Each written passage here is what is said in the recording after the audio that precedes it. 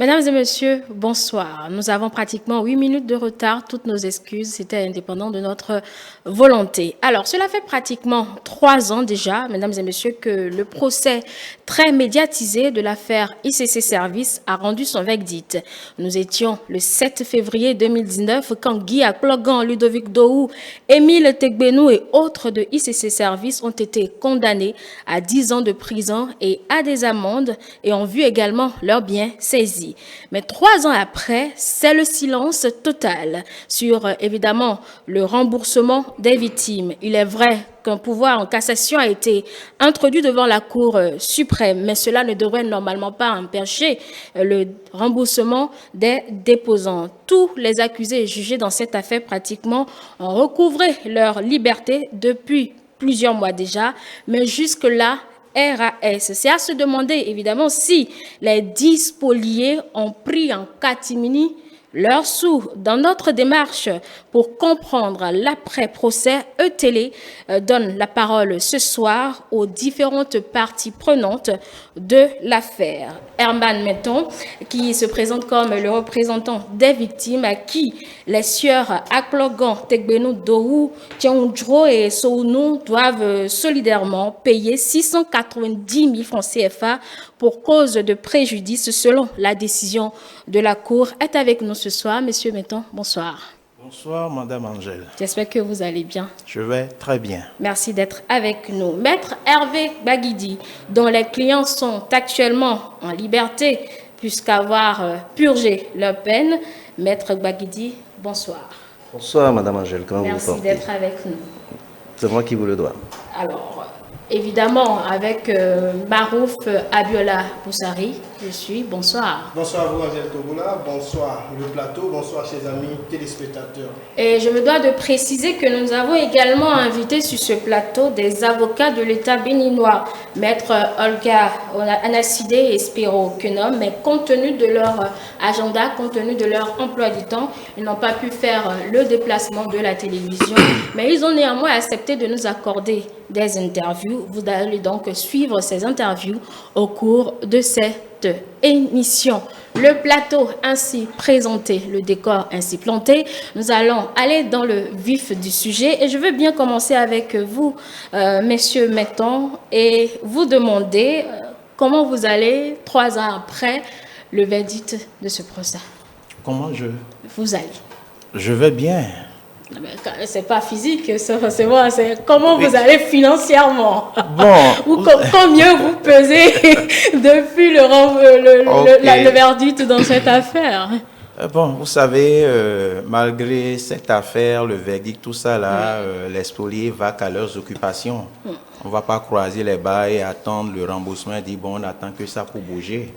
Sinon, peut-être que vous ne me verrez plus devant vous. Si je dois attendre ça 3 ans déjà, vous venez de le dire. Donc, c'est pour dire que je vais bien parce que nos grands-pères, les gens disent, il ne faut jamais dire ça va mal, ça va mal, ça va mal, tout va mal. Non, il faut toujours aller dans le bon sens. Je vais bien, comme bon nombre de spoliés aussi, seulement que on a l'œil rivé. Et on a dans notre viseur ce remboursement qui n'est pas encore une réalité. Remboursement décidé par les juges au terme du verdict qu'il y a eu à la Cour de répression des infractions économiques et du terrorisme qui est le 7 février 2019, comme vous venez de le dire. Donc nous attendons toujours. Et j'ai bien fait d'avoir posé la question ainsi parce que je ne voulais pas dévancer les faits. Je voulais être sûre que vous n'avez pas été remboursé. Je l'étais, mais je voulais entendre cela de votre bouche. Vous n'avez pas été remboursé. Pourquoi ce silence, monsieur Metton, alors qu'on vous sait, je ne vais pas dire acerbe, mais on vous connaît d'abord en tant que grogneur sur plusieurs sujets d'actualité. Vous avez associé la presse à plusieurs sujets vous concernant, mais sur cette actualité précisément, 3 ans déjà qu'on a annoncé le verdict, vous êtes resté silencieux. On a même cru que vous avez pris ces fonds-là sans rien dire à la presse. Pourquoi ce silence? C'était la question. Je ne suis pas resté silencieux. La presse, que ce soit vos amis du Septentrion, partout il y a des interviews. Donc peut-être c'est vous qui voyez le silence, mais chaque fois que l'occasion se présente, vous venez encore de m'inviter où vos collègues, vos amis journalistes m'invitent, cherchent à comprendre ce qui en est, pourquoi le remboursement n'est pas encore une réalité, nous ne cessons pas de leur apporter la réponse, ce qu'il faut, parce que j'ai la décision ici, ça fait près de 63 ou 68 pages. Donc chaque fois que les gens cherchent à comprendre, on explique. Et quelle est la procédure que vous avez mise en place? Est-ce que vous vous êtes rapproché peut-être du Trésor, de la caisse de dépôt et de consignation et tout? Quelle a été la procédure? Nous avons des avocats. Vous savez, il y a Maître Gustave Ananikasa, Alain Sourou Orunla, l'actuel préfet du littoral, et Maître Afouillon Agatago. Ce sont eux qui sont à pied d'œuvre par rapport aux différentes démarches qu'il faut mener pour que le remboursement soit une réalité. Chaque fois quand nous essayons d'aller dans leur cabinet pour chercher à comprendre, ils nous expliquent les va-et-vient entre la criette, au niveau de l'AJT, les démarches qui sont faites pour que le remboursement soit une réalité, mais toujours est-il que jusque-là, ils n'ont pas encore eu gain de cause. Et pour nous, avec cette décision, c'est qu'il est demandé à ce que les fonds qui se jouent au niveau du Trésor soient envoyés au niveau de la caisse de dépôt et de consignation. À ce niveau, ce n'est pas encore une réalité parce que c'est après cela maintenant qu'on peut évoluer ou passer à autre chose. Mais jusqu'à l'heure où je vous parle, les fonds ne sont pas encore envoyés ou transférés au niveau de cette caisse-là parce que c'est pas la décision de Herman maintenant, mais c'est ce qui a été dit dans la décision et c'est dans le processus que le reste va. Monsieur Metton, je vais revenir tout à l'heure à vous. Je suis là pour ça. Le temps de poser une autre question à Maître Baguidi. Vos clients à vous, je le disais dans l'introduction, sont désormais en liberté après avoir purgé leurs différentes peines. Est-ce que vous avez de leurs nouvelles? Comment s'est fait ce retour en famille? Oui, mais je vous remercie. Heureusement que nous avons mis fin à ce drame socio-familial politique. Mes clients ont enfin retrouvé leur liberté, mais avec un moral assez brisé et aussi une famille dégénérée, des biens disloqués, mais ils ont quand même le courage de reprendre la vie du bon côté. Ils se portent à merveille, ils se portent comme un charme. Et ils deviennent quoi? Quelles sont les nouvelles affaires qu'ils ont mises sur pied? C'est tellement qu'ils ont appris je ne saurais vous le dire, tout simplement parce que moi, mon apport n'est que professionnel. Bon, maintenant, si aujourd'hui, ils auront encore le temps, parce que là, vous savez, passer 10 ans en prison, ce n'est pas donné à tout le monde. Ce n'est pas donné à tout le monde. Même quand vous passez déjà 2 ans, vous revenez chez vous, ce n'est pas évident que vous puissiez tout de suite reprendre du poil de la bête. Mais ils essaient quand même de se remonter, vaille que vaille. Surtout que nous sommes dans un environnement économique très difficile, pour ne pas dire un peu barbare. Difficile. Oui, difficile. Mais vous savez que aujourd'hui, il n'est plus donné à tout le monde de créer une entreprise et de faire ce qu'il veut. C'est la plus facile, la chose la plus facile à faire actuellement au Bénin. Créer une entreprise, c'est très facile, mais là, c'est pas le thème du débat, Maître Baguidi. Ma prochaine question, c'est de savoir, en dehors de cette peine qui leur a été donnée et de leurs avoirs qui ont été saisis, ils ont été condamnés également à payer des amendes à l'État béninois et également aux différentes victimes dans cette affaire-là, où ils en sont dans le paiement de ces amendes. Je ne saurais vous le dire tout simplement parce qu'il appartient à l'agent judiciaire du Trésor de mettre à exécution cette décision. Donc je crois que seul l'agent judiciaire du Trésor est mieux placé pour vous dire si les amendes ont été récupérées ou pas. Et mes clients, vous les représentez, ils ne peuvent pas faire une action, Maître Baguidi, ils ne peuvent pas faire une action en dehors de vous. Au pire des cas, vous les représentez, même en leur absence, vous les représentez. Donc n'échappez pas à la question, vous voudrez bien répondre à ce qui est clairement cette préoccupation. Je ne saurais me dérober, mais ce que je peux vous dire avec précision, c'est que mes clients ont toujours fait preuve de bonne foi. Ils sont prêts. Et vous l'avez dit depuis le début de ce procès, nous sommes prêts à payer pourvu qu'on nous dise à qui on doit, combien on doit. Et si nous devons à l'État, c'est normal qu'il paye. Donc maintenant, je ne sais pas si l'agence judiciaire du Trésor a mis à exécution la dite décision. Mais si oui, bon, mes clients auraient déjà payé. D'autant plus que dans cette phase d'exécution de la décision, personnellement, je ne saurais intervenir. Vous n'avez pas votre mot à dire là-dedans? Non, je n'ai pas mon mot à dire. Si l'État vous paye, vous condamne à lui payer quelque chose, il vous envoie la décision avec un huissier, vous payez. À moins qu'il y ait une difficulté d'exécution, mais là, le conseil que je suis, je vais pouvoir intervenir pour voir de quelle difficulté il s'agit et s'il faut retourner devant le juge de l'exécution, mais nous y retournerons. Mais à ce jour, aucun de ces cas ne s'est encore présenté à nous. Vous avez dit tout à l'heure, Maître Baguidi, que vous ne savez pas à qui vous devez et si l'agent judiciaire du Trésor a fait exécuter cette décision. Mais à qui vous devez? Je pense que la décision l'a précisé, la décision dont nous avons une copie a énoncé, je pense, toutes les victimes à qui il faut payer ce que la décision a appelé dédommagement. Bon, mais en réalité, la décision a parlé de dédommagement. Est-ce qu'en réalité, il s'agit de dédommagement? Parce que lorsqu'on parle de dédommagement, c'est le paiement de dommages-intérêts. Et le dommage-intérêt n'intervient que lorsque vous avez causé préjudice à quelqu'un. Mais dans ce procès, nulle part, ni le procureur spécial, moins encore la Cour, n'ont pu nous établir un quelconque préjudice. C'est vrai que le dédommagement qui a été utilisé est un langage juridique, sinon moi, en termes clairs, je parlerai de restitution. Et si tel est le cas, si nous en convenons, on doit restituer quoi, à qui, comment. Le quoi n'est plus à se demander. Bien sûr que oui, bien sûr que oui, madame. Maître Baguidi. On ne va pas refaire le procès sur ce plateau. Non, je ne refais pas le procès. Je l'ai toujours dit, crié, martelé au cours de ce procès. La décision, telle que vous l'avez,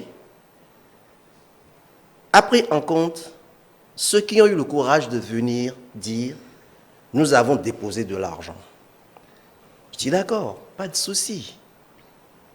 Mais vous réclamez quoi? Le placement. Le placement. Ce qu'ils ont déposé. Parfait. Monsieur, maintenant, vous faites partie des victimes, donc si je suis dans l'erreur, vous le dites, vous réclamez quoi? Est-ce que monsieur Meton peut encore réclamer quelque chose? Du moment où je ne suis pas encore payé ou dédommagé, ou si je veux employer votre mot, ne m'a encore rien restitué. Non, il a parlé de restitution, ne m'a encore rien restitué. Oui. Comme l'a dit Maître de c'est très bien, on ne va pas refaire ce débat-là ici et rentrer parce que les gens continuent de souffrir dans leur âme. Ah, nous, on n'a pas souffert. Non, je ne sais pas si vous en avez déposé. Non. Il faudra que je précise, c'est pas non plus un débat entre la victime et l'avocat. Mais moi, après avoir fait 10 ans de prison, je n'ai pas souffert. Vous avez fait 10 ans de prison? Bon. Maître Baguidi. Maître Baguidi n'a pas fait 10 ans de prison. Non, mais mes clients ont... Maître Baguidi a dit quelque chose. Il a dit, à part ceux qui ont eu le courage, mais je crois que dans la décision, il a été dit, le reste là, c'est pour les autres. Quel reste? À part ceux qui ont eu le courage de déposer à la barre. Ceux qui n'ont pas pris part au procès. Ceux qui n'ont pas pris, si on finit, le reste là, c'est pour les autres. Je crois que c'est dans la décision, maître. Je ne vous apprends rien. Vous êtes un conseil. Donc, je vous retourne ma question précédente. Je suis curieux de l'apprendre parce que, mais, avant de restituer, il faut que cela se fasse sur la base d'une décision de justice, à tout le moins sur un fondement juridique. Que faites-vous du verdict rendu ce 7 février 2019? Ce n'est pas une décision de justice, mais avec Baguidi? Oui, c'est une décision de justice. Mais vous verrez bien que dans cette décision de justice, ceux qui s'étaient présentés à la barre, on a quantifié ce qu'ils ont déposé. Mais le reste, qu'est-ce qu'on doit leur restituer? De toute façon, une chose est certaine, il n'appartient pas, il ne relève pas à la charge de mes clients de restituer ou de dédommager ou de payer quoi que ce soit. Cela relève de l'exécution de la justice qui doit pouvoir... Vos clients sont prêts pour... À l'entame du procès, oui. Mais dès lors qu'ils ont été condamnés et que le procès a pris fin, ça veut dire tout simplement qu'ils ont été exilés de ce procès et la relève appartient à l'État béninois à travers l'agent judiciaire du Trésor. Mais je le répète, dans cette décision, Les déposants sont de 3 catégories. Je l'ai toujours dit, je ne cesserai jamais de le dire. Sont de 3 catégories. Et c'est en cela que j'ai des pincements au cœur quand je parle de ICC Service. La première catégorie, c'est ceux qui ont perçu les intérêts au-delà du principal par eux déposé. La deuxième catégorie, c'est ceux qui ont perçu des intérêts qui n'atteignaient pas encore le montant principal par eux déposé. La troisième catégorie, ce sont ceux-là qui ont déposé, mais qui n'ont rien perçu. Maintenant, je vais payer qui et comment? La décision est restée muette là-dessus. Mais pensez-vous qu'il serait juste de payer ou de restituer à quelqu'un qui a déposé et qui a déjà perçu plus qu'il n'en déposé? Mais dans ce cas, l'injustice est pour qui? Maître Bagidi, si moi je suis votre logique, il est vrai que ceux qui n'ont pas pris part au procès, c'est tout un autre registre, mais tout au moins ceux dont les noms figurent dans la décision, il y a leur nom, il y a le montant qui doit leur être restitué. C'est bien écrit. Oui, le montant qui doit leur être restitué. Encore que, c'est face à ça, c'est face à cette imprécision, et contre cette imprécision, à la limite, on griffe cette injustice que je me suis pourvu en cassation. Parce que tous ceux-là qui ont déposé, mais la Cour a décidé de leur restituer le nominal. Mais parmi eux, il y en a qui ont déjà perçu des intérêts. Mais finalement, qui paie? Mais c'est ça qui paie. Oh, mais la justice établit l'équilibre. Et à défaut de rendre justice, mais il faut rendre l'équité. Et pour moi, ce procès doit être le procès de l'équité. Mais ce qui est sûr, Maître Bagidi, la justice a rendu son verdict. Vous avez introduit, d'accord, le pouvoir en cassation au niveau de la Cour constitutionnelle. La Cour suprême. La Cour suprême, pardon. Oui. On attend l'issue de ce pouvoir en cassation. Mais, Monsieur Menton, c'est vrai que vous avez dit que le processus, ce sont vos conseils qui s'en occupent, ce sont vos avocats qui s'en occupent. Mais est-ce qu'entre vous, victime de ICC Service, vous vous retrouvez au moins pour vous enquérir de l'évolution de la chose? Parce que je pense bien que parmi vous, il y a quelqu'un à qui on doit payer 52 millions de francs CFA. Il me semble qu'il est décédé déjà. Malheureusement. Il n'est pas loin de vous, là. Il doit être quelque part ici. Là. Oui, il est décédé. Je ne sais pas si vous connaissez le cabinet de Maître Kassa. Vous pouvez vous rendre là-bas à partir du lundi prochain. Presque tous les jours, les victimes sont là-bas. Presque tous les jours. Maître Negbon, à quand le remboursement? Qu'est-ce qui se passe? On ne voit rien. Ils ont fini depuis. Le problème est où? Quand est-ce qu'on va percevoir nos sous? C'est presque tous les jours. Et quelle est la réponse à ces questions-là? Non, je viens de vous la donner. La procédure est en cours. C'est pas la procédure en cours, on dit ça, non. Voilà ce que nous sommes en train de faire. Et je viens de vous dire que les va-et-vient, je vous ai parlé de l'agité. Maître aussi vient de parler de l'agité. Les va-et-vient au niveau de l'agité jusque-là sont infructueux parce que c'est cette agence qui doit envoyer l'argent là-bas. Du moment où ce n'est pas encore le cas, parce que dans ce qu'on entend, et moi je l'ai déjà dit à certains endroits, le mot de fin, je ne vais pas dire dernier mot de fin, revient au premier magistrat. Parce qu'il faut quelqu'un pour instruire.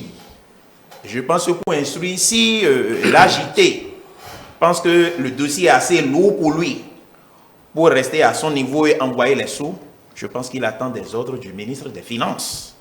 Et si le ministre des Finances pense que c'est un dossier qui préoccupe bon nombre de Béninois, et que lui seul en tant que ministre des Finances, qui ne peut pas avoir encore que les fonds dont on parle, ce sont des fonds issus de la vente des matériels roulants et autres, et des avoirs des responsables de ICC qui sont à la banque, là, c'est de ça on parle. Vous comprenez? Donc si le ministre des Finances pense que, bon, lui à son niveau, il ne peut pas prendre cette décision, je pense qu'avec le premier magistrat, quand il va dire, bon, voilà maintenant ce dossier, il y a une décision qu'est-ce que vous faites de la décision? Est-ce que les fonds sont envoyés? Nous pensons qu'à ce niveau, on peut débloquer la situation et les spoliés vont enfin pousser un ouf de soulagement pour dire maintenant c'est bon. Vous voyez? Parce que le problème c'est quoi? On a fini il y a 3 ans. Et quand les gens m'appellent, je les vois parfois et on va chez Maître Kassa, dit il dit on a fait 9 ans avant la tenue de ce procès. 9 ans, de mai 2010, bientôt 12 ans. On a fait 9 ans avant le procès. Demandons la longévité et ayons la patience. Un jour, les autorités, parce que Maître dit, il parle de beaucoup de choses. Pour lui, là, laissez les spolier. Quand bien même, il dit que ses clients, je suis d'accord avec lui sur ce point. Quand les gens disent, Joe et Do, il dit, nous, on n'a plus rien à voir avec les... Si vous allez faire des casses, c'est votre problème. On n'a plus rien à voir avec les responsables de l'ICC parce qu'on a rendu une décision et maintenant on a affaire avec l'AJT et l'État. D'accord. Nous allons observer une courte pause, le temps de revenir dans cette émission et de vous faire écouter l'avis des avocats béninois que nous avons pu interroger.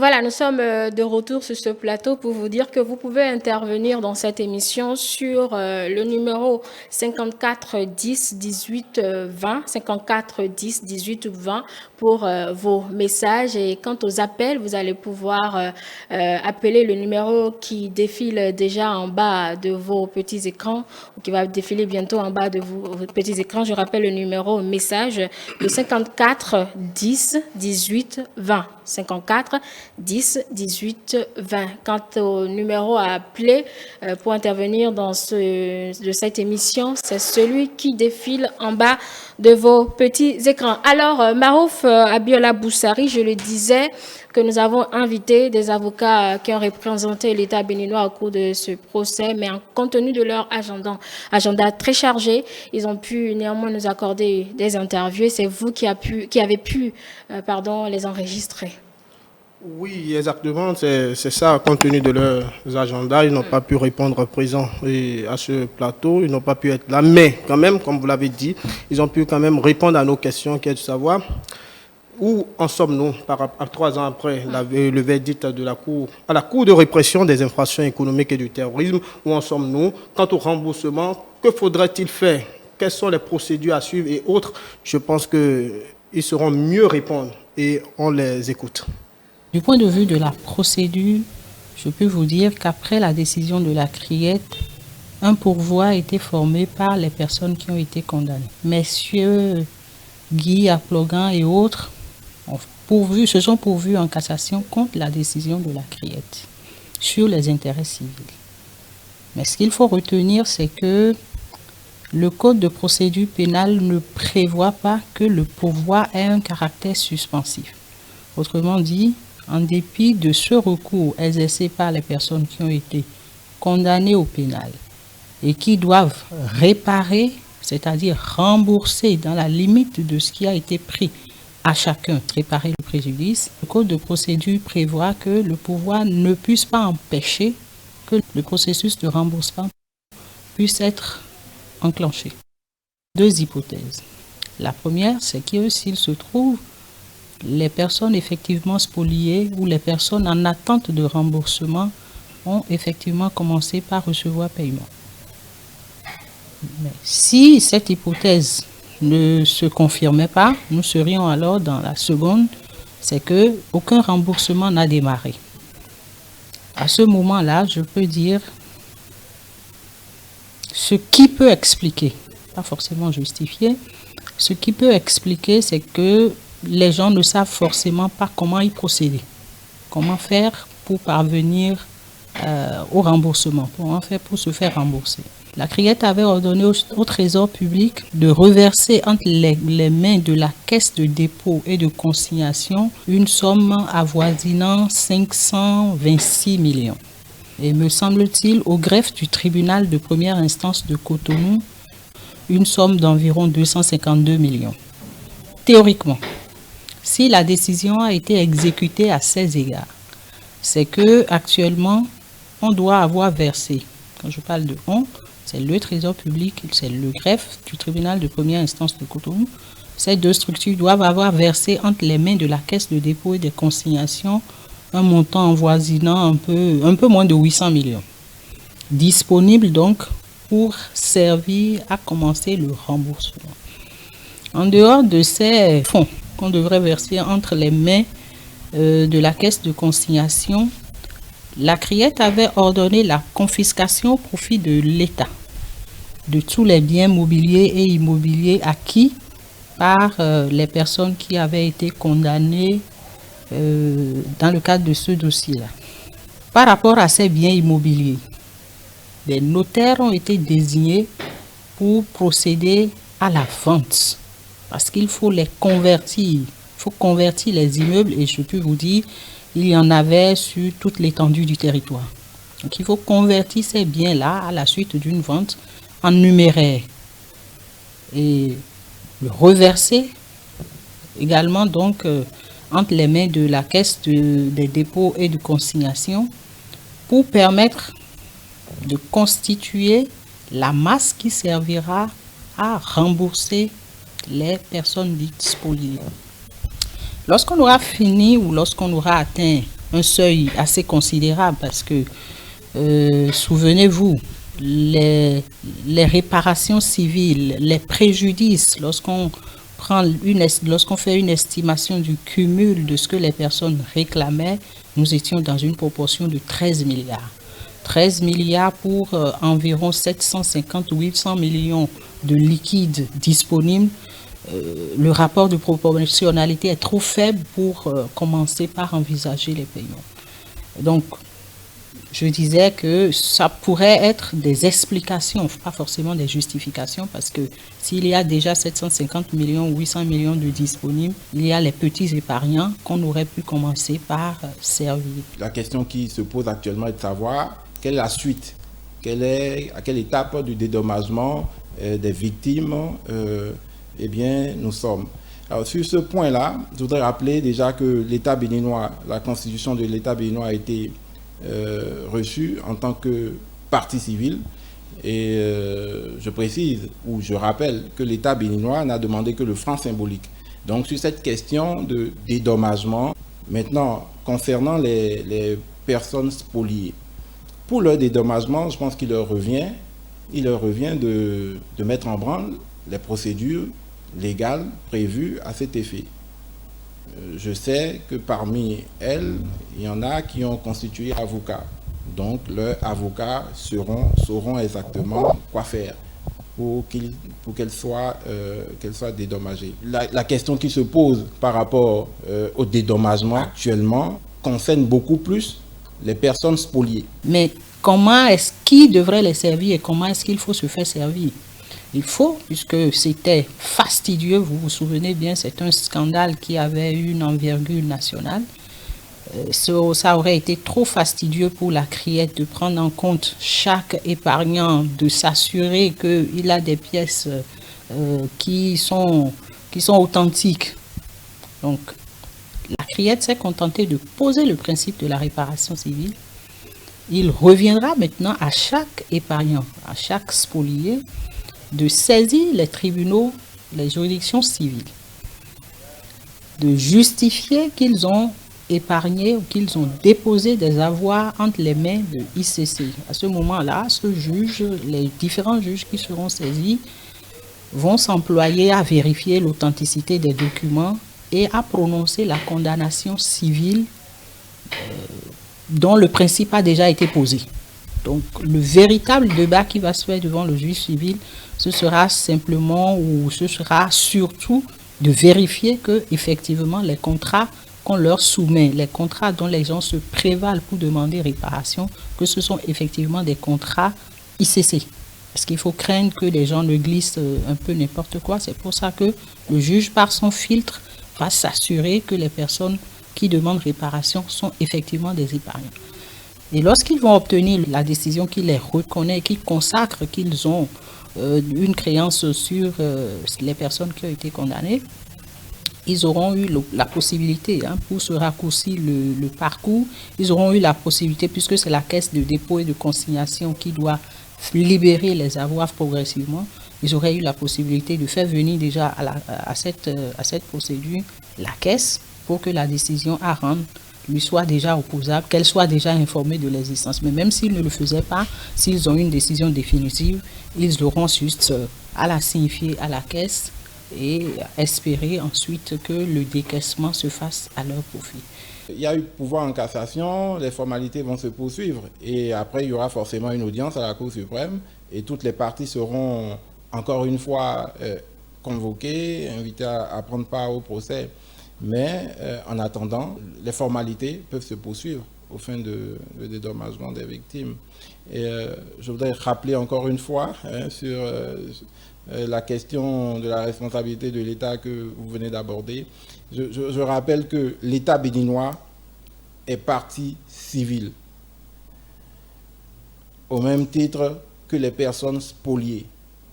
Donc il n'y a aucune obligation pour l'État béninois, juridiquement parlant, de dédommager des co-victimes, si je peux m'exprimer ainsi. D'accord? Donc il appartient, très concrètement, il appartient aux personnes qui ont été reconnues coupables par la juridiction saisie, il leur appartient de dédommager les victimes. Et en termes de victimes, on parle à la fois de l'État béninois et de personnes spoliées. Sauf que dans le cas de l'État béninois, à l'époque, on a réclamé que le franc symbolique.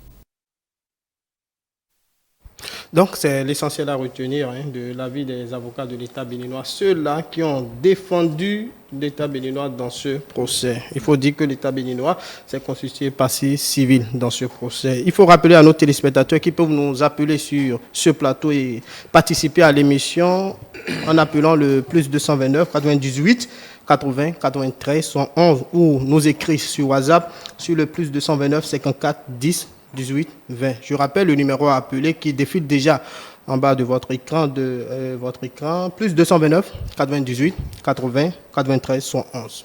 Monsieur Melton, après avoir suivi ces précisions des avocats Maître Olga Anasside et Spiro Kenom, réaction?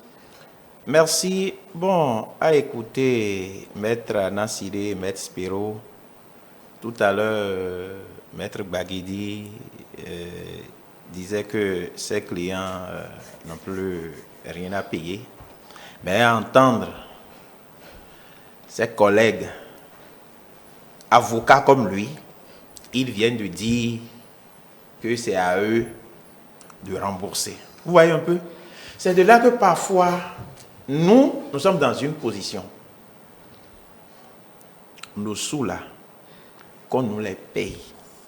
Et heureusement que le juge, dans sa décision, a été clair. Maître Baguidi peut ne pas reconnaître cela. Mais en tant qu'avocat, il sait qu'une décision de justice, il faut la respecter. Il faut la mettre en exécution. Je suppose aussi Eman Menton était le client de Maître Baguidi avec cette décision, il va bagarrer fort pour nous prendre l'argent. Mais dans sa position, il dit non, mes clients n'ont plus rien à voir parce qu'ils ont été déjà condamnés, ils ont purgé leur peine 10 ans, puis c'est tout.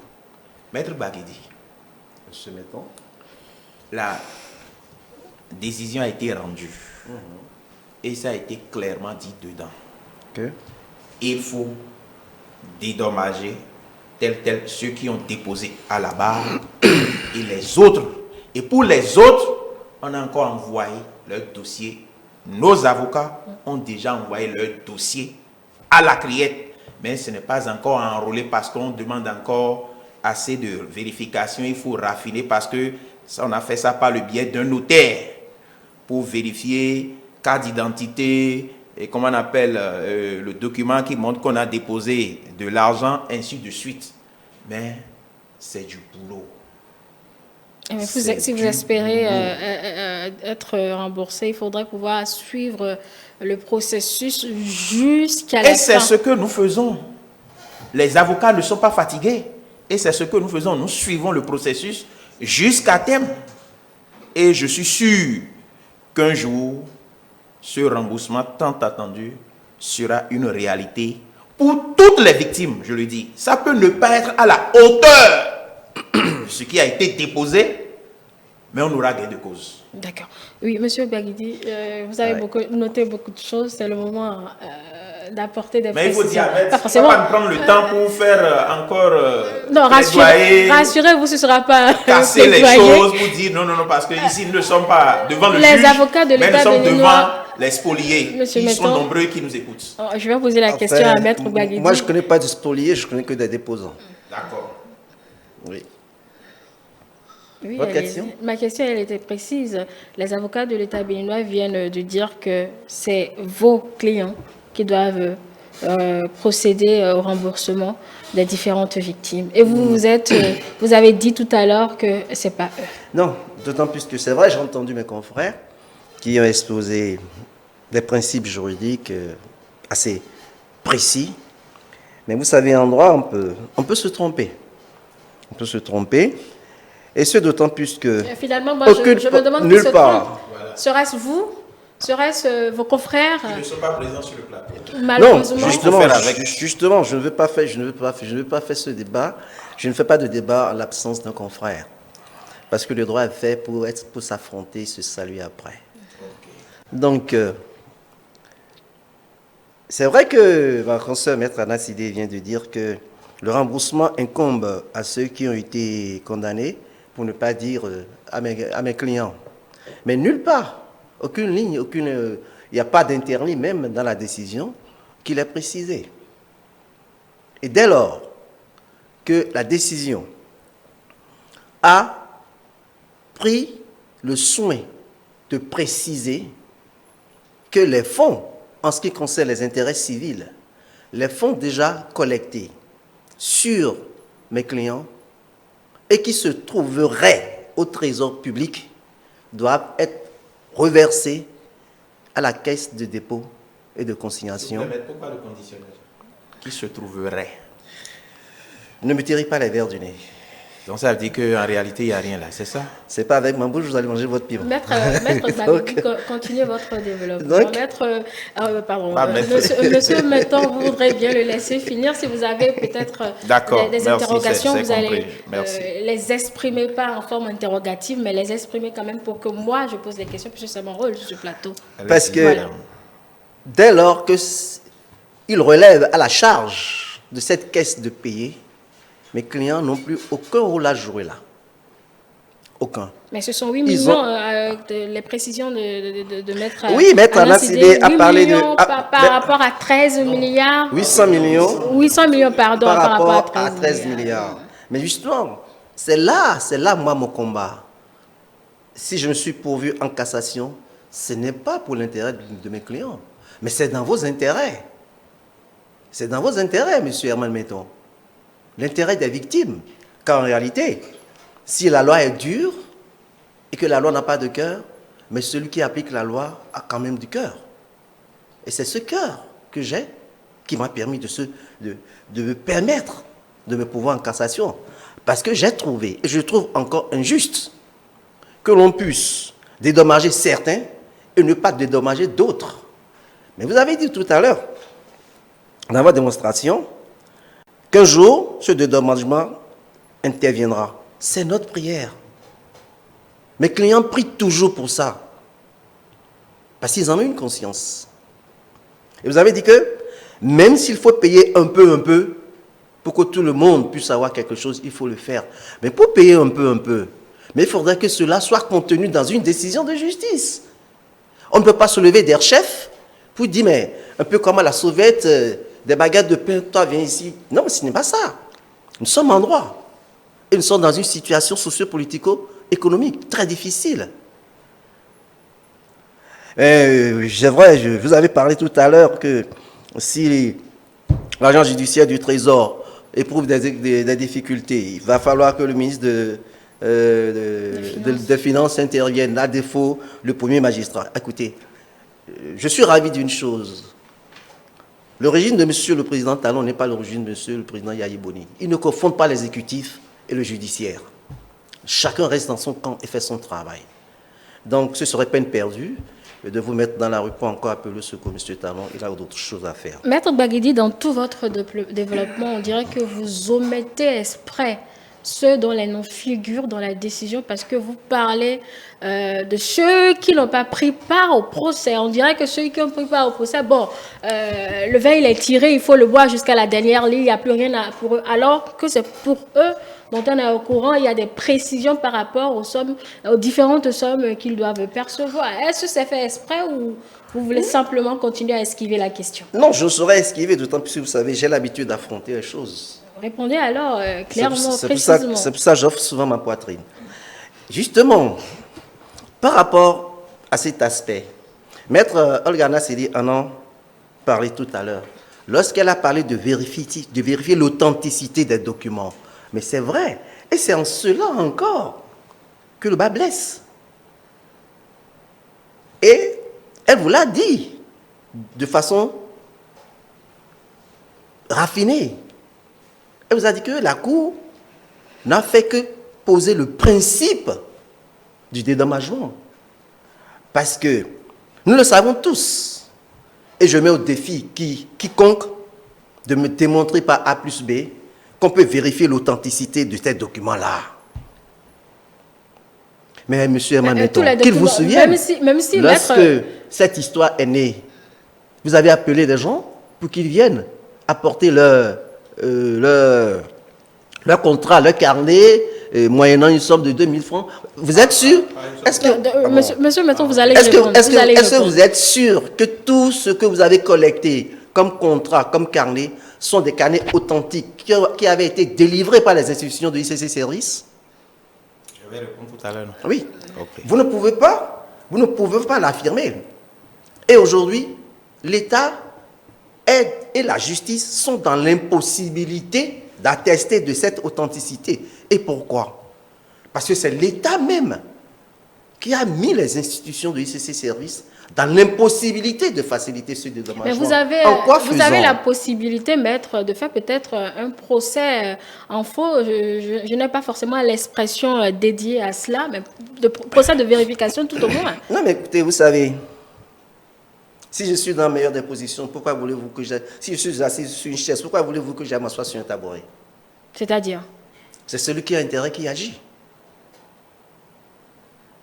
Moi, l'État m'a mis dans l'impossibilité de procéder à la vérification. Écoutez. En quoi faisons? Vous avez acheté deux parcelles auprès de M. Marouf. N'est-ce pas? Oui. Dans un de ses domaines. Et puis, des années plus tard, pour des raisons indépendantes de sa volonté, les doubles de vos conventions de vente qu'il a gardées par devers lui ont disparu. Un beau matin, il me retrouve sur 4 parcelles. Vous sortez d'autres conventions et vous les lui brandissez pour dire, mais c'est toi qui me les avais vendues. Si M. Marouf n'arrive pas à sortir ces conventions pour qu'on puisse faire la comparaison, est-ce que vous êtes sûr qu'on peut attester de l'authenticité des conventions détenues par vous? Ce n'est pas possible. Mais d'autant plus que dans cette affaire, ce sont vos clients qui ont été condamnés à payer des dédommagements aux restitutions et tout. Il faudrait bien pouvoir vérifier ceux à qui ils ont réellement donné des contrats, des reçus. Justement. Donc ça, c'est votre rôle à vous, pour être sûr de ne pas payer des gens que vous n'avez pas enrôlés, peut-être. Je l'aurais fait à cœur joie si on m'avait laissé dans la possibilité de le faire. Je vous ai demandé mais tout à l'heure lorsque l'État béninois, justement, je m'en vais vous l'expliquer. Lorsque l'État béninois, en son temps, avec tout ce que vous avez connu comme comité autonome de... Rappelez-moi, c'est vous qui étiez... C'est vous qui étiez les pionniers de l'arrestation. Non, je ne suis pas policier pour arrêter. Donc, Maître Baguidi, vous voudrez bien répondre à la question. C'est pas policier, une voilà. plaidoirie que vous faites, Maître Baguidi. Là, nous sommes en train de répondre aux préoccupations des victimes. Donc, c'est vrai, vous êtes habitué au tribunal, mais là, c'est pas un tribunal, c'est une chaîne de télévision. Vous voudrez bien répondre directement à la question. je ne peux que vous démontrer. L'avocat ne fait pas de déclaration, l'avocat démontre. Et c'est ce que je suis en train de vous démontrer. Lorsque l'État béninois les avait fait garder avec tout la trajectoire que nous connaissons et que je ne veux pas rappeler parce que ça me donne le tourniquet, qu'est-ce qui a été fait? On a demandé à la gendarmerie, parce que ça existait encore, puis à la police, de garder les portes des différentes institutions. Ça a été fait pendant un certain temps. Et puis pour quelle raison? Un jour, on a demandé à tous de rentrer dans les carzaines. La porte était ouverte aux voleurs d'aller vilipender tous les bureaux de ICC Service, d'emporter tous les documents originaux qui sont aujourd'hui introuvables. Même les ordinateurs, les cartes mères, tout ça ont été emportés. Mais où est-ce que mes clients aujourd'hui, ayant passé 10 ans de leur jeunesse en prison, peuvent retrouver ces documents pour justifier de l'authenticité des milliers de contrats et de carnets de livrets apportés par les déposants? Est-ce de leur faute? D'accord. Ce n'est pas de leur faute. Mais si on ne peut pas justifier de cette authenticité, mais sur quelle base veut-on faire une juste réparation? Mais là, c'est la question de conscience que j'ai eue et qui m'a amené à me pourvoir en cassation, afin que la Cour de cassation puisse revoir autrement et, à défaut de rendre justice, puisse rendre l'équité. D'accord, c'est noté, Maître Baguidi. Monsieur, maintenant, affaire de 2000 et de véracité des carnets. Voilà, il n'y a pas eu affaire de 2000. Mais lorsque cette affaire a commencé, qu'il y a eu branle-bas au niveau du cabinet de Maître Gustave Ananika, elle a dit, mettez-vous ensemble. Mais il n'y a pas eu de carnet, il y a eu photocopie de carnet. Maître Baguidi. Donc nous, là, je ne dis pas nous, le cabinet de Maître Kassa, qui a tout reçu, tout, ce ne sont que des photocopies, parce qu'il a dit, je ne veux pas de carnet de quelqu'un. Parce que après, si vous prenez carnet, c'est vite fait, on va dire, j'ai laissé mon carnet, j'ai fait ci, j'ai fait ça. Donc, tout cela, tout ce qui a été pris comme photocopie, est déposé, et on a fait un dossier déposé à la criette. Et Maître Baguidi, nous, on ne peut pas dire, ça c'est vrai, ça c'est... Et vous vous rappelez, quand je déposais à la barre, on ne m'avait pas reconnu comme déposant, mais il y a eu débat sur débat, et quand j'ai amené les documents, montrés, cachés, signature, on a dit, ça c'est vrai. Et c'est ce qui a été fait pour tous ceux-là qui ont déposé à la barre. Vous comprenez? Et pour la seconde vague, ce que nous disons, c'est ça. Les dossiers que les gens déposent sur le notaire et autres là, c'est pour vérifier l'authenticité, attester que oui, Y a déposé de l'argent, j'ai vu le contrat, il y a tel montant, et tout ça là, c'est ça qui est envoyé maintenant à la criette pour la seconde vague. Maître Baguidi, je sais que la Cour ne peut pas vérifier tout cela. Et le jour là, je ne dirais pas le jour, pendant cette période à la criette, il y avait des contrats que les responsables n'avaient pas reconnus parce qu'on dit entre-temps, les gens ont fait ci, les gens ont fait ça. Moi, je ne peux pas témoigner de ça.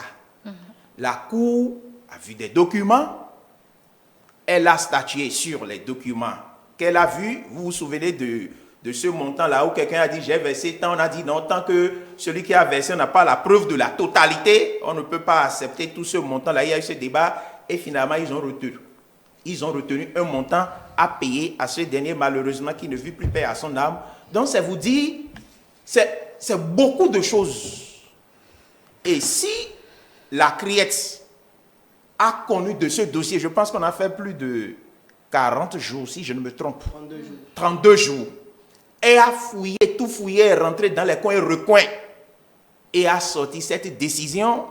Vous étiez nombreux, les avocats de l'autre partie, ainsi de notre côté, de l'état civil. On a tout fouillé de fond en comble et on a sorti une décision. Ce que nous vous demandons, c'est de nous aider. Et chaque fois, vous montrez que vous êtes de bonne foi. De nous aider à ce que les fonds qui séjournent au niveau du trésor soit envoyé à la caisse de dépôt et de consignation pour que le reste de la procédure continue. Mais monsieur Gbagidi, nous ne vous sentons pas. Parce qu'on vous entend parler, je fais pour vous. Ce que je fais, c'est pour vous les victimes. Mais il reste encore, ce que vous faites, c'est pour les victimes. Et on a un problème avec vos clients. Et jusque-là, on n'a pas encore eu satisfaction, Maître Gbagidi. Où en sommes-nous? Je vous retourne la question. Oui. Où en sommes-nous? Oui. C'est pas moi qui la pose, moi je ne fais que, que la transmettre. La préoccupation de la victime et la transmettre aux représentants entre rives des bourreaux. Où en sommes-nous? Je ne saurais vraiment vous le dire. Pour la simple raison que les fonds issus de la vente des biens des membres de ICC Services reversés au trésor public ne leur appartiennent plus. Ils ne sont plus propriétaires. Dès lors, quelle démarche juridique peut-il aller faire? Comment pourrais-je aller réclamer quelque chose qui ne m'appartient plus? Et comment pourrais-je suivre quelque chose qui ne m'appartient plus?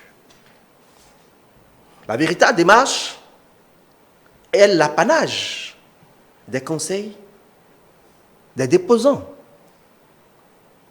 Et là, vous savez que le trésor ne décaisse pas du jour au lendemain. Il y a toute une procédure. Il y a tout un tas de formalités à remplir. Mais moi, mon souci premier, fondamental, c'est de voir une juste restitution. C'est tout. Parce qu'en réalité, une chose est certaine, vous n'allez pas me condamner 2 fois. Ça, c'est fini, ça. Une juste et vous préconisez quoi? Monsieur Maître, ce que je préconise, c'est ce que j'ai déjà fait. Me pouvoir en cassation et amener la justice de notre, le pouvoir de notre en cassation, pays. la Cour suprême, décidément, et la Cour suprême ne va pas rejuger. C'est une procédure administrative. Non, c'est une procédure judiciaire. Le pouvoir, si la Cour suprême étudie le dossier et estime effectivement que mon pouvoir est fondé, il n'y a pas de souci. Elle annule la décision en ce qui concerne les intérêts civils, renvoie devant la criette autrement composée, et nous allons encore en débattre. Et là, si je viens, dans ce cas, si l'hypothèse s'avère établie, si je viens dans ce cas, c'est pour plaider pour vous. J'aurais pu ne pas me pouvoir en cassation, et moi j'aurais fini définitivement avec ce dossier. Que les victimes aient eu restitution de leurs fonds ou pas, dans quelle proportion, suivant quelle modalité, bon, excusez-moi l'expression, basta. Parce qu'en réalité, moi j'en ai eu déjà pour mon compte. On a saisi mes biens, on les a vendus, je ne sais même pas comment ça a été vendu, et vous le savez mieux que moi, comment ça a été fait. C'est pas de ça que je suis. C'est pas ça qui nous occupe ce soir. Mais si on estime qu'il y a 13 milliards environ, on a estimé à 13 milliards la cagnotte, et on s'est dépêché, on s'est empressé pour ne retrouver que 800 millions, mais c'est pas à moi que vous allez en vouloir. Mais là, comment? Il y a encore des choses à vendre. Ah, ça, je ne sais pas, vous me l'apprenez. Mais en attendant, maître de l'autre côté, monsieur Herman Menton disait tantôt qu'il y a un notaire qui est en train d'authentifier les documents. Mais excusez-moi beaucoup, mais c'est un travail qui n'a aucun fondement juridique. Parce que votre lecture. Oui, c'est ma lecture. Et les principes juridiques, les règles juridiques sont là. Et en son temps, nous allons en débattre. Parce que pour authentifier quelque chose, il faut avoir la copie originale et la seconde copie. Il authentifie par rapport à quoi? Il authentifie par rapport à vous leur présentez les originaux. Oui, par rapport à la copie, il y a la carte nationale. On demande, est-ce que c'est vraiment la personne? Sur son contrat, est-ce que c'est vraiment son nom? Est-ce que c'est réellement le montant? C'est le travail. La procédure normale, elle est suivie, Maître Gbagedi, donc il n'y a pas de problème par rapport à ça. Madame Angèle, ce n'est pas la procédure normale, d'autant plus que là, il s'agit de... Vous avez dit qu'il faut vérifier par rapport à l'original, ce qui est fait. C'est là l'original. C'est là, je parle. C'est justement là que vous ne me comprenez guère. Quand vous venez faire un contrat à IC Service ou un carnet, il y a le premier contrat qu'on vous remet et le second contrat en identique est gardé de part ICC dans ses archives. De sorte qu'à chaque paiement, quand vous venez, on sort le second contrat pour vérifier si effectivement c'est vous. Oui, allô. Maître, je ne vous coupe pas, je pense que nous avons un téléspectateur. Bonsoir. Oui, bonsoir à vous, merci de vous présenter. Oui, j'appelle de Parapou. Oui, merci de vous présenter, monsieur. Monsieur Oro Sani. Monsieur Sani, nous vous écoutons. Oro Kabo Sani, oui. Oui, allez-y, nous vous écoutons. Maintenant, après l'ICC Service, après le procès, bien sûr, j'ai fait un message audio en son temps, mais il n'est pas dessus depuis là. Mais en fait, qu'est-ce qui s'est passé pour les gens du Nord? Vous avez mis les gens du Nord en son temps, les gens de Cotonou sont présentés, alors en son temps, ils n'ont pas demandé à ce que c'est une audience publique. Maintenant, on ne va pas demander à ce que les gens viennent, les spoliés arrivent. Maintenant, les gens ont déposé nous qui sommes du Nord, après nous sommes les derniers, on n'a même reçu aucun prophète dans son temps. Les gens de Cotonou ont reçu même jusqu'à avoir même plus d'intérêt. Mais au Nord, personne, après 2 mois, ils ont coupé le prix de la situation. Au Nord, au Sud, les gens ont reçu 6 ans, 5 ans, ils ont connu les détails. Maintenant que nous sommes restés ainsi, et rien n'est pris. Quelle est notre situation, nous? C'est ce que je veux savoir. Quand, où est-ce qu'on va déposer le dossier? D'accord. Merci beaucoup. Merci beaucoup à vous, Monsieur Sani, et très belle soirée, bien évidemment, en compagnie de ce programme et ceux qui vont suivre.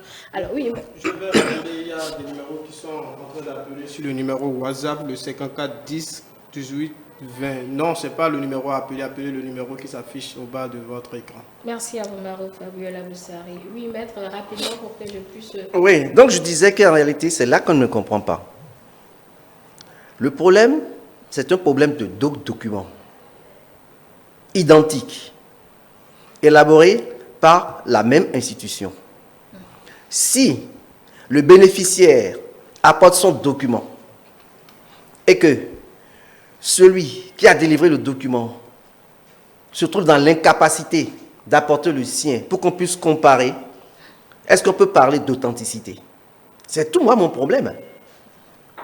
L'authenticité, la déclaration de l'authenticité n'est pas unilatérale. Je pense que nous avons il appartiendra au juge. Elle est bilatérale. Monsieur Metton, Maître Gbagedi, Monsieur Metton, nous allons pouvoir nous écouter. Le notaire dit voilà ce que j'ai vu. J'atteste. Vous pouvez dire non, je ne suis pas d'accord, vous apportez vos preuves. Monsieur Metton, est-ce qu'on peut recevoir le téléspectateur très rapidement? Maître Gbagedi, s'il vous plaît, laissez-nous recevoir ce téléspectateur avant de continuer. Oui, allô, bonsoir. Le téléspectateur aussi, certainement, est parti parce qu'il a un peu trop patienté. Monsieur Metton, s'il vous plaît, vous aurez la parole, puisque depuis le début de cette émission, la parole, elle est partagée de façon équitable. Donc, non, comme nous ne sommes pas, justement, les pratiques de la télévision requièrent que chacun parle à son tour pour que on puisse écouter. Téléspectateurs en ligne, bonsoir. Bonsoir. Merci de vous présenter. Monsieur Roger, nous vous écoutons. Oui, bonsoir. Oui, allez-y, nous vous écoutons. Oui, je salue le plateau. Nous vous saluons aussi. Monsieur Gbagedi, je pense qu'il est dans son rôle, c'est normal. Mais je pense, si j'ai bonne mémoire, lors des procès, ces clients avaient dit que si on les laissait, ils pouvaient essayer de reconstituer la base. Si j'ai bonne mémoire, c'est bien. Donc je pense que ce qui dit qu'on n'a pas la base, on ne peut plus. Ceux qui sont allés voler, si on ne les a peut-être pas envoyés, je pense que le voleur et consorts. Donc, en tout cas, moi je pense que si réellement ils sont de bonne foi, ils peuvent vraiment constituer cette base dont on parle. Monsieur Herman Nesson, comme le spectateur tout à l'heure l'a dit, c'est qu'on sent que les choses se font à Cotonou, en tout cas vers le sud. Et n'oubliez pas que l'ICT, c'est au nord, jusqu'à Mamambule, c'est un peu partout dans le Bénin. Donc, pensez au moins à nous qui sommes là, parce que c'est vrai, on entend les choses, mais on les entend pratiquement à la dernière minute. Ce qui fait qu'on est toujours, on n'est jamais dans le temps.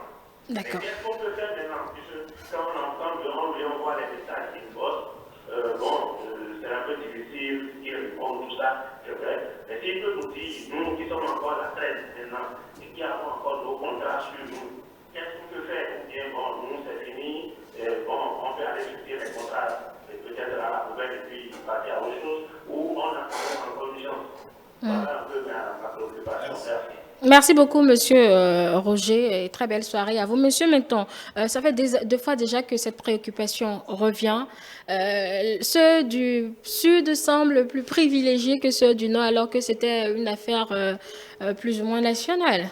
Oui, c'est pas que chaque fois qu'il y a une situation, on communique. Et j'ai l'habitude de dire aux gens, ceux qui m'appellent, on a encore dès qu'on a dit, on a 3 avocats.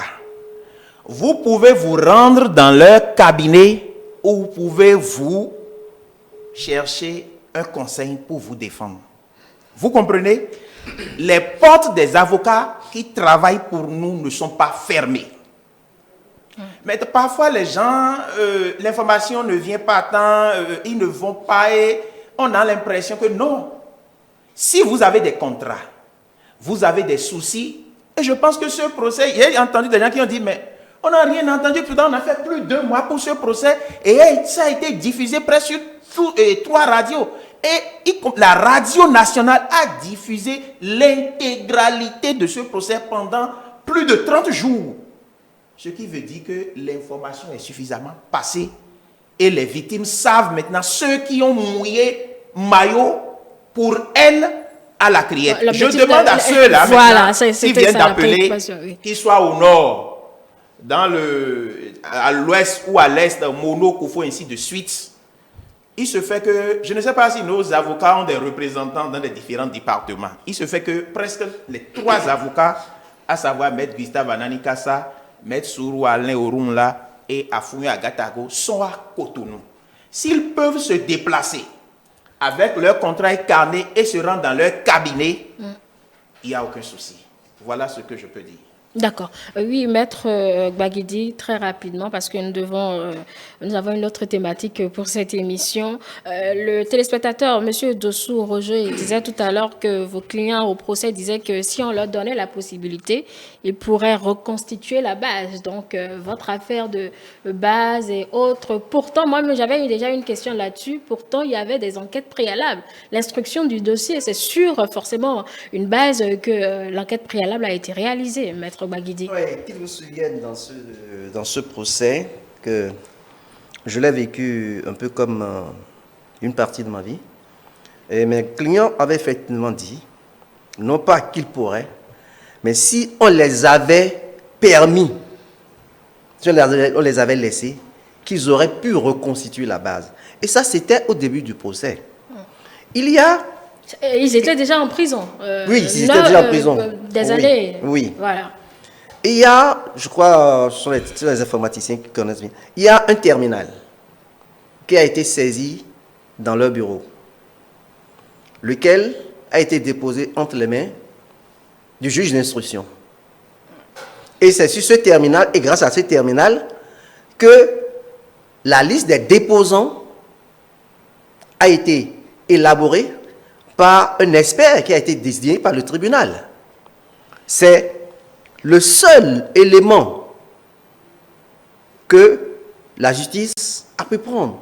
Tous les autres sont partis en éclats. Et vous savez que l'installation informatique, mais lorsque vous les bousillez, pour la reconstitution, ce n'est pas si facile. Moi, je suis avocat, je ne suis pas informaticien. Donc, je ne peux que dire ce que je crois connaître. D'accord. Donc, par rapport à ça, oui.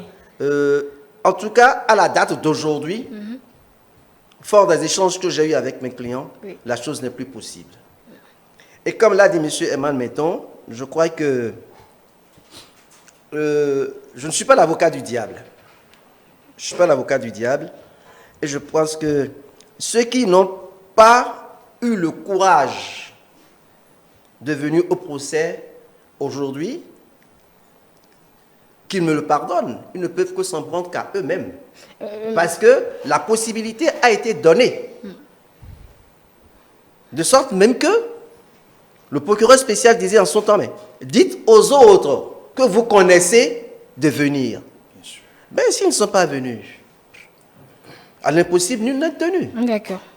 Merci, Maître Hervé Baguedi. Je rappelle que vous êtes l'avocat des différents responsables de ICC Service dans ce procès. Oui, Monsieur Metton, vous allez y aller très rapidement. Oui, très rapidement. Oui. Oui, effectivement, au procès, j'ai appelé.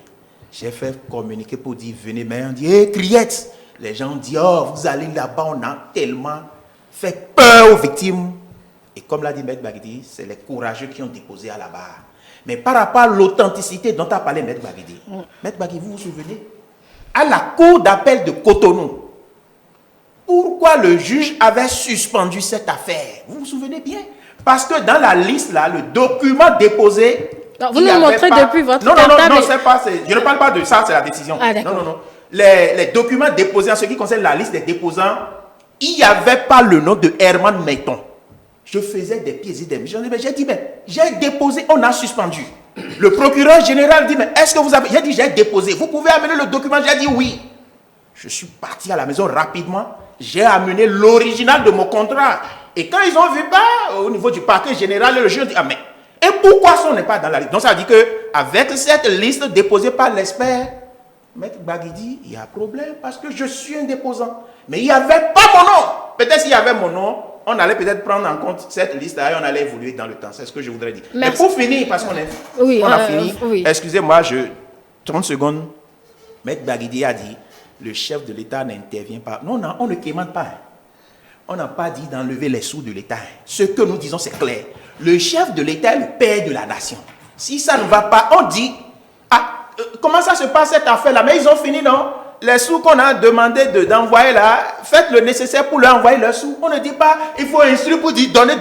Non, Maître Baguedi. On ne demande pas au chef de l'État de s'ingérer, mais il est le père de la nation et c'est une décision de justice. C'est tout ce que nous demandons. Donc c'est aussi simple que ça. D'accord. Malheureusement, Maître Baguedi, on va pas... Déterminer vos modalités pourvu que... Vous êtes avec nous? Maître Baguedi, Monsieur Metton, merci d'avoir accepté notre invitation. Malheureusement, on ne pourra pas tout dire sur ce plateau, mais on a dit l'essentiel. Oui, Marouf ou Abiola Bussari, très rapidement pour qu'on puisse installer le second plateau. Bonsoir le plateau, je suis Marina actuellement, je suis au nord, mais j'avais fait mon contrat à Calavi. Nous avons suivi le procès de fond en comble. Maître Kassa a eu mon dossier par WhatsApp, mais jusque-là, RAS. Et il y a certains qui continuent par nous appeler ici, là. Il faut 96 32 20 28, ce n'est pas le numéro à appeler, il faut appeler le numéro qui défile au bas de votre écran de télévision. Il faut, ce que j'ai à dire rapidement pour finir sur l'affaire, c'est qu'il faut reconnaître quand même, comme moi j'ai suivi de fond en comble le procès, il faut reconnaître quand même qu'à un moment donné, dans le temps, certaines autorités de l'État ont fléchi, n'ont pas su exécuter comme ça se doit leur mission. C'est parce que quand on les voyait avec les responsables de ICC Service, ça a conduit certains à pouvoir déposer là-dedans. Mais Maître Baguedi, il est dans son rôle, mais il doit reconnaître aussi, il va me l'apprendre sûrement, moi je n'ai pas fait le droit, mais il doit reconnaître aussi que dans le procès pénal, il appartient à l'accusé de dédommager. Vous me l'avez dit une fois en interview, que tout fait quiconque qui crée dommage à autrui oblige celui par la faute duquel il est arrivé à le réparer. Vous le reconnaissez, vous me l'avez dit une fois, je vous ai interviewé, donc vous reconnaissez que vous devez normalement réparer. Mais si jusque-là, on retient quand même que jusque-là, rien n'a été fait. Et Maître Anasidé a dit, elle a posé deux hypothèses. La première hypothèse, c'est que 12 milliards, au moins 12 milliards, dont 13 milliards. Pour le moment, on a 800 et quelques millions.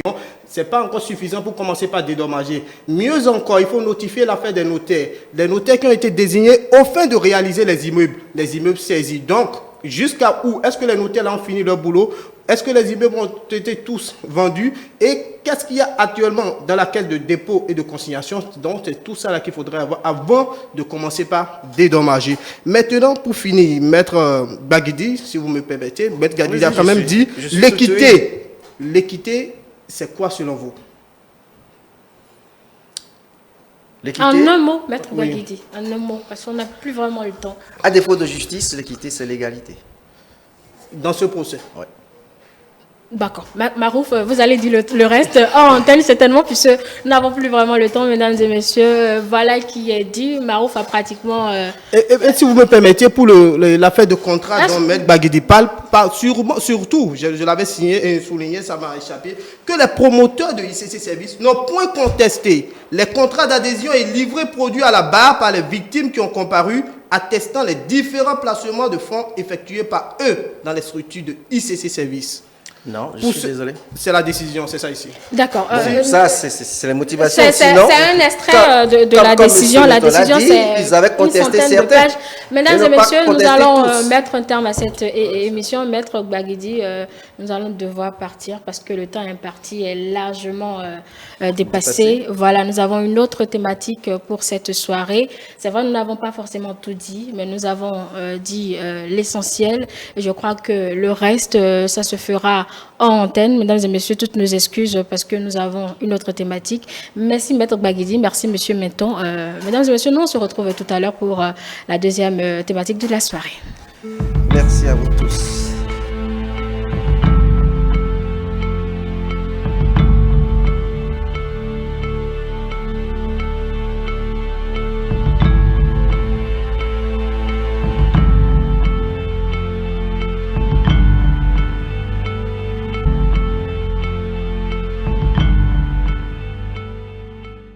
Retour sur ce plateau pour la deuxième partie de cette émission, mesdames et messieurs.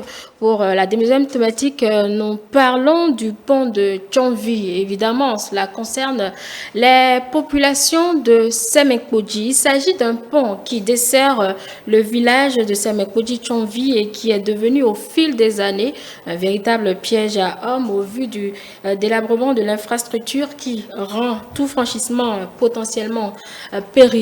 Nous avons sur ce plateau les riverains de Tchonvi qui empruntent ce pont pratiquement tous les jours. En premier lieu, j'ai avec moi Monsieur Eli Komlan, riverain de Tchonvi. Bonsoir. Bonsoir.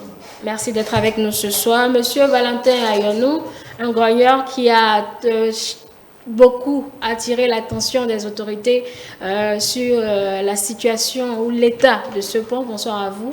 Bonsoir, madame. Vous êtes également riverain de Tchonvi et également Chérifat Dansou. Bonsoir. Bonsoir. Vous habitez aussi Tchonvi? Oui, j'habite Tchonvi. Marouf, vous êtes là. On est encore là. Normalement, on devait avoir des autorités de la mairie de Semekpodji.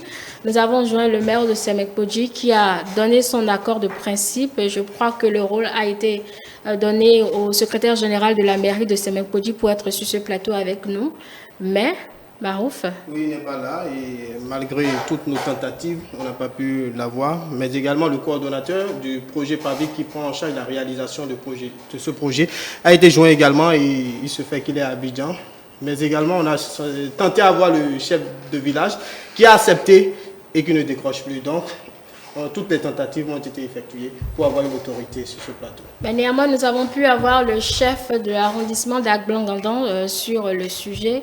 Donc, il pourra nous dire ce qu'il en est de la réalisation de ce pont. Vous allez l'entendre dans l'interview que nous allons diffuser tout à l'heure. Monsieur Ayonou, comme je le disais, vous avez grogné plusieurs fois sur l'état de ce pont. Quel est l'état des lieux? Oui, merci beaucoup. Je salue les téléspectateurs.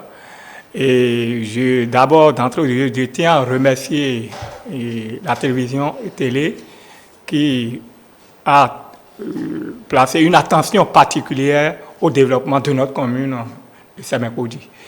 Et vous savez, madame, la situation de Tchonvi actuellement, pour ce que nous savons, c'est une situation qui continue toujours de nous inquiéter parce que depuis des années où on nous a annoncé la construction de ce fameux pont, jusqu'à ce jour, nous n'avons pas encore enregistré des coups de pioche sur ce tronçon, ce qui nous inquiète beaucoup. Donc, nous ne pouvons pas dire à la date d'aujourd'hui que la situation est sur la voie d'amélioration. Donc, nous attendons toujours, nous sommes toujours impatients sur cette question-là. D'accord. L'état de l'infrastructure, mesdames et messieurs, vous allez la voir en image tout à l'heure, ne vous en faites pas, dans notre production que nous allons vous proposer.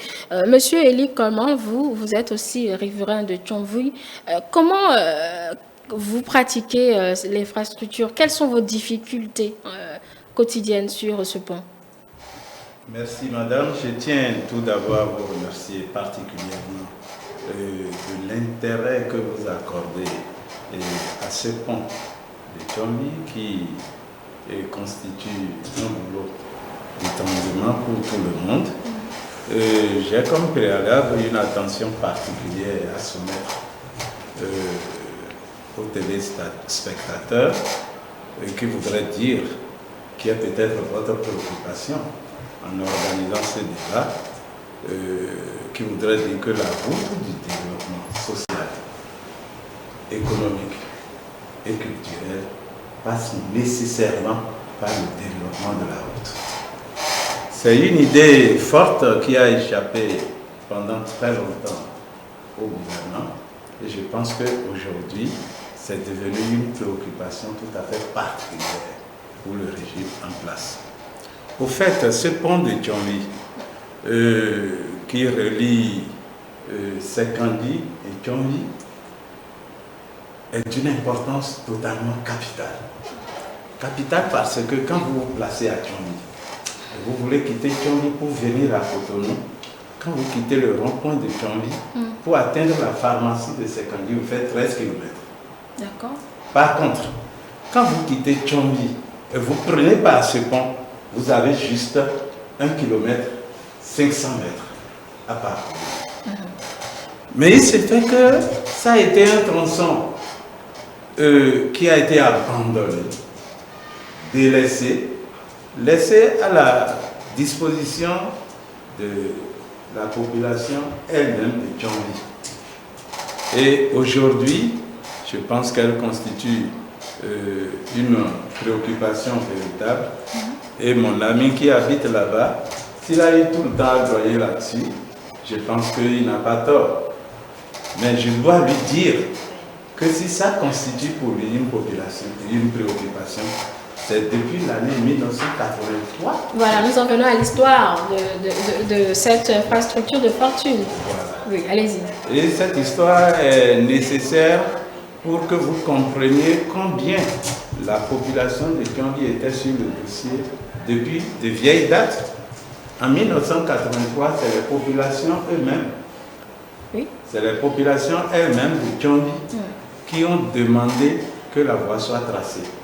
Et je voudrais qu'ils comprennent que cette population a invité les women à faire le travail de percée du marécage en dépensant combien? Juste 160 000 francs. Et avant ce travail, c'est d'abord un notable de Diefa qui est venu de Diefa souhaiter que la voie soit nécessairement tracée pour que la peine des populations soit réduite. Nous étions là quand, en 1990, un bailleur de fonds est venu parce qu'il était préoccupé par l'achat des produits de pêche et a proposé aussi à toute la population la percée de cette voie. Ce bailleur de fonds a dépensé de l'argent, mais l'argent n'a pas été utilisé à bon escient. Et la voie était restée comme cela jusqu'à l'année 2010 où il y a eu une grande crue. Et cette crue a déversé tellement d'eau sur les populations de Thionville, d'Épée, d'Agrandanda, que le gouvernement a vu à travers ça une situation d'insécurité en matière de santé. et a dû se référer à l'opinion internationale. Monsieur Komlan, votre histoire elle est intéressante, mais je vais vous demander de regarder la caméra justement parce que pour pouvoir mieux l'exprimer, la caméra qui est devant vous, je suis malheureusement obligée de le dire ainsi pour que vous puissiez comprendre. Alors oui, vous pouvez continuer. Donc cela implique que vous soyez immobile finalement, forcément. Cela suppose que vous devez être immobile, vous ne pouvez plus vous amuser avec votre chaise, malheureusement. Alors, vous pouvez continuer. Je suis bien placé maintenant. Oui, voilà. Donc, nous étions là quand l'opinion internationale a été saisie du dossier. Ça, c'était le gouvernement du président Yahya Boni qui a saisi l'opinion internationale. Et la France était le seul pays à répondre à notre préoccupation, à la préoccupation du gouvernement, qui est d'assainir Tchombi et les villages avoisinants, c'est-à-dire Ekpé et Agbandandan. Et c'est de là que le projet PAVIC est arrivé. Le projet PAVIC est en train de faire son bonhomme de chemin, parce que tout le monde s'est jeté sur l'occasion qui nous est offerte. Nous avons eu l'apport du gouvernement, je dirais gouvernement en partie du président Yahya Boni, le président sortant, et surtout le gouvernement actuel. Nous avons eu le soutien des ministères, nous avons eu le soutien de l'Assemblée, puisqu'il fallait ratifier les fonds qui étaient alloués au Bénin, et surtout le soutien de la mairie. Le maire de Sénépoudi, M. Jonas Benamito, y a contribué beaucoup. En quoi faisant? Il nous a pressé à accélérer les opérations de recasement pour qu'il n'y ait pas beaucoup de choses qui pourraient constituer d'handicap à la réalisation du projet. Et c'est là où nous en sommes aujourd'hui. Voilà, le projet PAVIC, il est là, c'est le projet qui va permettre la construction du pont, mais en attendant de voir le démarrage effectif de ces travaux-là, vous qui êtes à Tchomvi depuis plusieurs années, est-ce que cette infrastructure de fortune a déjà fait des victimes? Je ne dirais pas non. Je ne dirais pas non, parce que si vous visitez cette infrastructure aujourd'hui, l'état est vraiment chaotique. C'est dû au fait que la population n'a pas la capacité d'entretenir la voie, n'a pas les moyens pour entretenir la voie. Actuellement, le pont que nous avons là est un pont en bois qui est totalement dégradé, et chaque fois quand vous passez, vous courez les risques de noyade. Certainement en période de crue, le risque est beaucoup plus élevé. En période de crue, le risque, on ne peut même pas en parler, c'est permanent. Mais actuellement, nous n'avons pas les crues. Les risques sont là quand vous faites de faux pas. Mais quand vous ne faites pas de faux pas, il n'y a pas de risque. D'accord. Oui, Chérifat Dansou, je le disais, vous êtes aussi riveraine de Tchomvi. Vous pratiquez l'infrastructure tous les jours pour aller à l'école, je suppose, parce que vous êtes étudiante aussi. Oui, à ISIC, bien sûr. Chaque matin et chaque soir, je pratique cette infrastructure et je passe dessus. Je prends ce risque chaque matin et chaque soir pour passer dessus et pour aller au cours et revenir.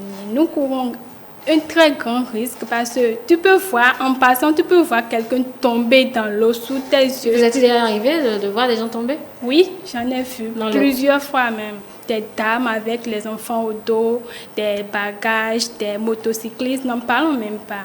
Beaucoup de personnes tombent dans ce pont. Dans l'eau, oui, et causée par la dégradation de ce pont, bien sûr. Voilà, et par rapport aux motocyclistes, ils circulent également sur le pont, c'est ce que vous êtes en train de dire. Ce n'est pas que les piétons. Non, non. Ce pont, c'est seuls les motocyclistes et les piétons qui peuvent passer dessus. Les voitures ne sont pas concernées. Et ce pont n'est pas aussi large. C'est un pont restreint qui fait juste qui donne C'est juste un couloir, au fait. Oui, juste un couloir, c'est le mot. C'est juste un couloir qui donne un aller et un retour, seulement ça. Et je précise que le pont, il est en bois. Oui, c'est en bois, même pas de... Il y avait quelque chose au bord pour que, en passant, tu peux au moins tenir ça pour marcher. D'accord. Mais à présent, il n'y a plus... Pas assez, les bois sont dégradés, la voie est tellement... dégradé, je peux le dire. D'accord. De quoi on parle, mesdames et messieurs? Vous allez avoir la possibilité de voir les images maintenant avec vous, Marou Fabiola Boussari. Oui, effectivement, nous sommes descendus sur le terrain pour constater de visu ce qui se passe là-bas, pour vous présenter l'état de ce pont qui est véritablement dans une détérioration avancée. Ensuite, on revient. C'est un véritable calvaire que subissent les populations de Thionville et environ sur ce pont qu'elles ont elles-mêmes érigé depuis plus de 10 ans pour se rendre en un temps record au centre-ville, plus précisément à Sekandi. Les conducteurs de taxi-moto comme les piétons traversent cet ouvrage avec la peur au cœur. C'est au moins 300 mètres de grande difficulté, 300 mètres parsemés d'obstacles. Le pont de Thionville là, ça ne va pas. Ça nous handicape. Ce n'est pas une route. Il faut qu'on le dise. Avec engin, avec enfant au dos, les gens sont tombés dedans. À pied sur le pont, ça ne va pas. À moto, ça ne va pas. On tombe dans l'eau. C'est grave. Si tu as quelque chose ici, tu les invites, ils vont dire, chez toi là, il y a un pont là qu'il faut passer là, qu'eux ne veulent pas passer. Qu'ils ne sont pas des poissons pour venir là passer, on tombe dans l'eau. Vous voyez? C'est difficile. Nous qui travaillons dans la zone, nous éprouvons d'énormes difficultés à accéder à nos postes de travail. On l'a oublié bien complet parce que nous tous il y a les limites de Thionville caméra. Il y a là et quand on voit là, on a envie de pleurer et on est dans le même pays, le même Bénin. Parce que Thionville est dans le Bénin. Le maire de la commune de Semekodi avait pris il y a quelques mois la décision de fermer ce pont pour éviter tous les dégâts auxquels font face les usagers. Mais à notre grande surprise, l'ordre n'a point été respecté. Les conducteurs de taxi-moto y vont et viennent comme si de rien n'était. On ne peut pas fermer, parce que si on ferme, nous on va souffrir. Parce que quelqu'un qui n'est pas riche, de contourner, c'est grave. Surtout à pied. Tu vois là, c'est quand là, on va te dire d'aller Ekpé d'abord, tourner de Ekpé maintenant pour... C'est grave. Si le pont est fermé, il va falloir pour les citoyens de cette localité du Bénin de prendre par le contournement qui prend en compte Ekpé, PK10 avant de tomber dans Sekandi.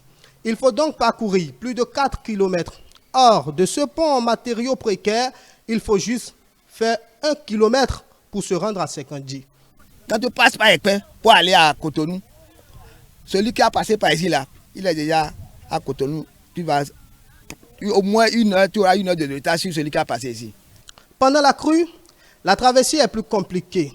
C'est même en cette période que les usagers tombent régulièrement dans l'eau. C'est aussi en ce moment que l'ouvrage se détériore.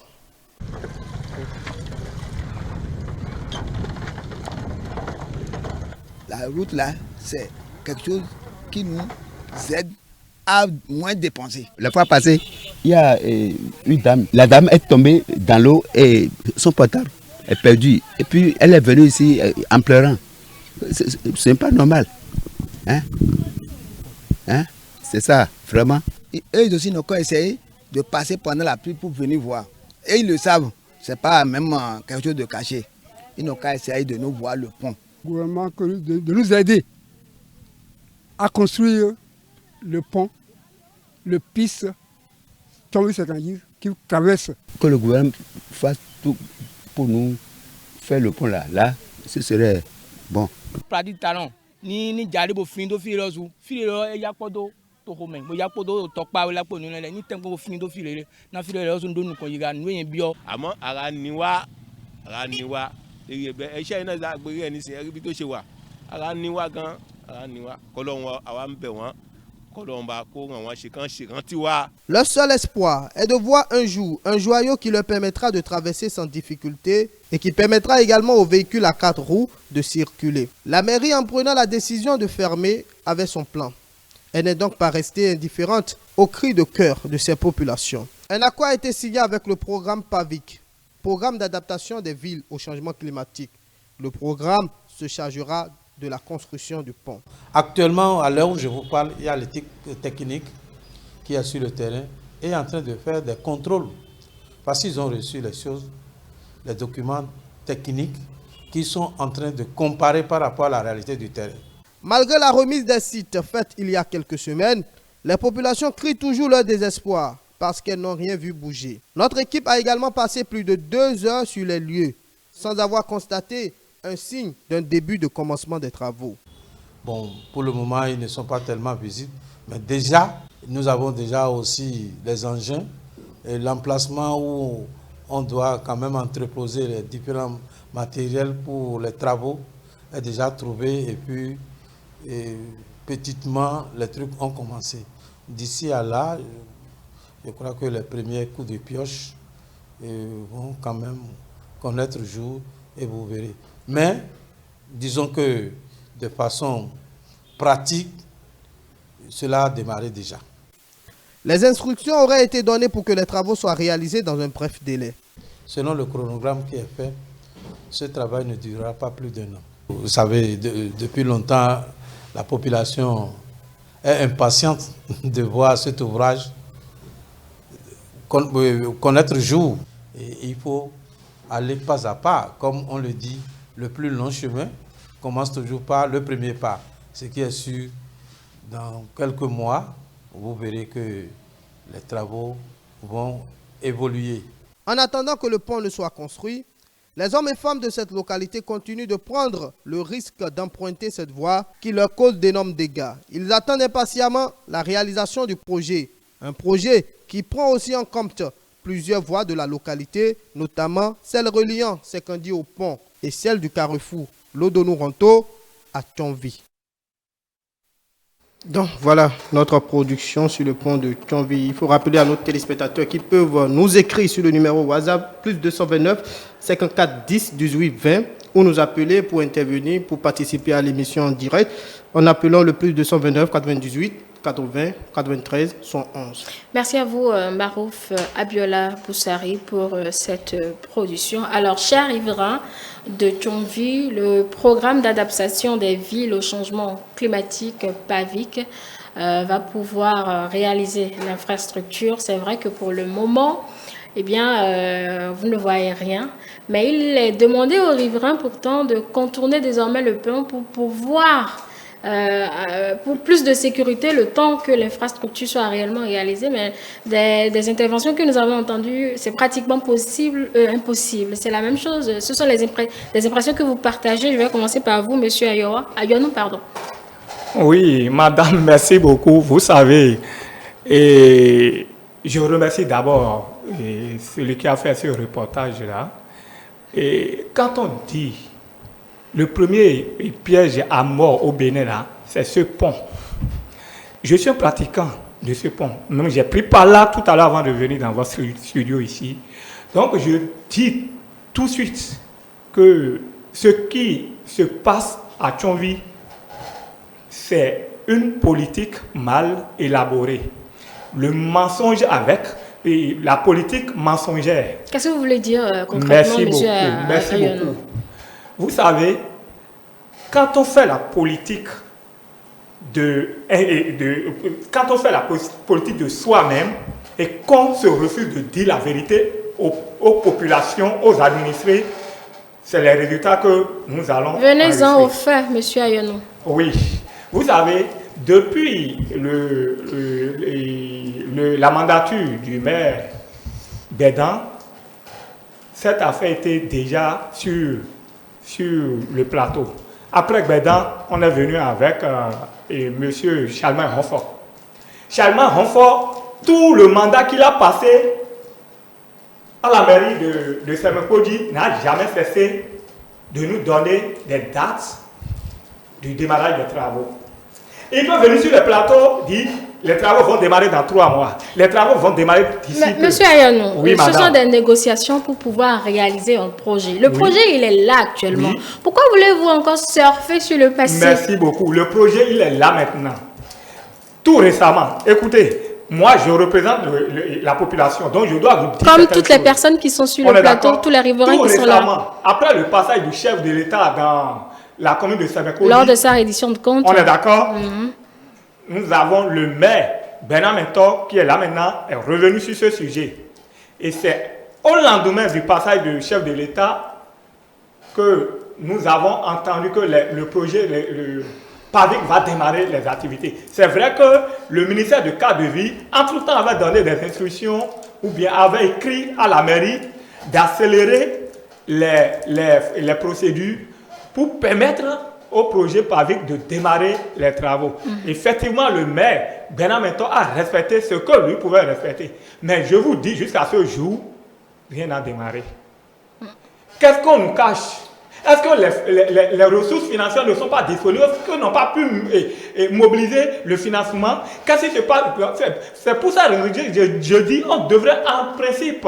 Malheureusement, ils ne sont pas ici, les représentants de ce projet PAVIC ou les représentants de la mairie de Semenkoji, pour nous dire ce qui se passe, que ce projet n'a pas encore démarré jusqu'à ce jour. Monsieur Valentin Ayonou, il faudra que nous précisions que les travaux, l'entreprise ou le site a été remis à l'entreprise chargée de la réalisation de cette infrastructure en décembre dernier. Et actuellement, c'est vrai que le représentant de la mairie n'est pas là, mais de nos recoupements, on a appris que actuellement, ce sont des travaux de repérage qui se font et de dédommagement des différentes personnes qui sont affectées par le projet. Parce que le programme, c'est pas forcément la construction exclusive du pont de Tchonvi. Il y a d'autres projets qui sont contenus au-delà de la construction du pont de Tchonvi. Ma question, je vais vous la reposer, monsieur Ayonou, parce que vous n'avez pas répondu à la préoccupation. Pourquoi ne pas simplement contourner, c'est vrai, c'est des dizaines de kilomètres contre un seul kilomètre. Pourquoi ne pas contourner le temps que l'infrastructure puisse être réalisée? Ce sont des difficultés d'une dizaine d'années. J'en suis consciente, nous en sommes tous conscients, nous compatissons. Mais pourquoi ne pas faire ce sacrifice-là pour votre propre sécurité? C'était là ma question. Ok, merci beaucoup, madame. Vous savez, pour ce pont, si les populations continuent de prendre par là, au début, un comité local informel a été mis en place et chaque matin, ils sont toujours, et les membres de ce comité essayent de percevoir quelques monnaies auprès des usagers pour l'entretien du pont. C'est ce qui continue jusqu'à ce jour. D'accord. C'est ce qui continue jusqu'à ce jour. Du coup, quand ils perçoivent de tasses chez, je ne vais pas dire que c'est tasses, en tout cas, des contributions de la population. Vous remettez quelque chose pour encourager ce comité-là de prendre en compte, d'entretenir ce pont. La population, quand ils passent, ils voient que toujours est-il que l'entretien de ce pont continue. Même si ce n'est pas ce qu'on voulait, ça continue toujours. Donc, on préfère prendre par là pour gagner du temps. C'est vrai que les garde-fous, les glissières de sécurité ne sont plus en place, mais toujours est-il que le comité continue toujours de travailler sur ce pont. Il n'y a pas eu grande amélioration, mais ce qui est sûr, la population voit que elle préfère prendre par là pour gagner du temps que d'aller passer par Ekpe là-bas et payer et passer par le péage. Monsieur Eli, comme tant que l'entreprise en charge des travaux ne ferme pas le pont, vous allez continuer toujours à l'emprunter au risque et au péril de votre vie. Il faut vous dire la vérité et toute la vérité, madame. Nous sommes là pour cela. Il serait très difficile aux gouvernants de procéder à la fermeture de la voie. Je vous ai dit tout à l'heure, il faut que les données techniques vous soient claires. Quand vous quittez le rond-point de Tchonvi, vous voulez venir à Cotonou, vous arrivez au niveau de la pharmacie de Sekandji, vous avez parcouru 13 km. Oui, ça vous l'avez dit. Et quand vous quittez Tchonvi, vous ne prenez pas cette voie-là, vous arrivez devant la pharmacie de Sekandji, vous avez fait 1 km 500. Bon, qui pourrait accepter souffrir jusqu'à ce point? Souffrance physique, souffrance économique. C'est ça le problème fondamental. Et quand les gens se réveillent, tout le monde est pressé de sortir. Interrogez votre collaboratrice qui dort là-bas depuis des années. Elle se plaît en prenant par là. Le problème est que il faut que le projet PAVIC devienne effectivement une réalité. L'entreprise a pris le chantier depuis décembre. C'est la semaine qui s'achève là, qu'ils ont commencé par jeter les premiers coups de pioche. Au moins, vous avez vu. Ils sont Vous sur le avez terrain. vu, Moi, j'ai vu. Moi, j'ai vu. Donc, ça donne au moins de l'espoir. Et c'est un dossier que je suis particulièrement. Je suis ce dossier-là particulièrement. J'étais le représentant et des bénéficiaires de tous les riverains quand on lançait ou bien quand on remettait le chantier à l'entreprise. Et je connais leurs difficultés de transfert de fonds parce qu'il faut qu'à la banque, si la mairie était là, elle vous dirait la même chose, il faut que la banque tienne d'abord un conseil d'administration pour autoriser le transfert des milliards. N'empêche, ils doivent savoir que les populations veulent utiliser leur route et sont pressés vraiment de l'utiliser. Je vous ai dit tout à l'heure, c'est une voie en chantier depuis 1983. Et c'est la population elle-même qui s'est donné ça comme devoir. Et il vient de vous l'expliquer. Jusqu'à aujourd'hui, c'est cette population-là qui passe à l'entretien de la voie. Mais Dieu aidant, il y a un projet qui doit s'en occuper, mais il faut que le projet aussi comprenne. Si vous suivez mon intervention, quand je m'adressais à l'entreprise qui doit réaliser, je leur dis que nous serons très regardants sur le temps, le délai d'exécution du chantier. Donc c'est un problème réel qui se pose. Le problème est que la population n'est pas prête à continuer de souffrir. La population veut coûte que coûte utiliser son pont. Et l'autre problème, la mairie passée a tenté de nous parler de passerelle. Ça, il faut qu'on le dise ici et que les téléspectateurs suivent ça avec nous. Nous voulons un pont qui peut être utilisé par un véhicule. Il ne faut pas qu'on continue. Les Français ont mis assez de fonds. C'est 9 milliards. Il faut que les fonds soient utilisés à bon escient pour cette voie-là et non chercher à économiser, à faire des restes pour aller faire autre chose. Ça là, c'est fondamental. Donc, je viens sur deux réclamations que l'entreprise se presse et que les fonds alloués à ce projet soient effectivement utilisés. Nous ne pouvons pas demander que l'on nous ferme la voie. Nous voulons continuer de l'utiliser. Nous sommes en train de l'entretenir. On continuera d'entretenir. Et c'est en cela que je remercie mon ami Ayoso. Merci beaucoup. Ayonou plutôt. Ayonou. Mais comment l'entreprise va réaliser l'infrastructure si vous continuez à l'emprunter, monsieur Komlan? Non, sur le plan Oui, voilà, vous qui étiez... Sur le plan qui sera exécuté, madame, c'est une direction qui est séparée du pont. Donc ce n'est pas actuel. là où il y a le port de Focus. Pas nécessairement, ils n'ont pas besoin de bloquer ça. C'est pas à vous de leur dire ce dont ils ont besoin. Mais le plan préalable pour la construction. Madame, il faut que c'est le lieu de le dire. C'est pourquoi je dis que votre débat est très intéressant. Il faudra que l'entreprise là comprenne qu'ils doivent utiliser cette voie-là comme voie de desserte.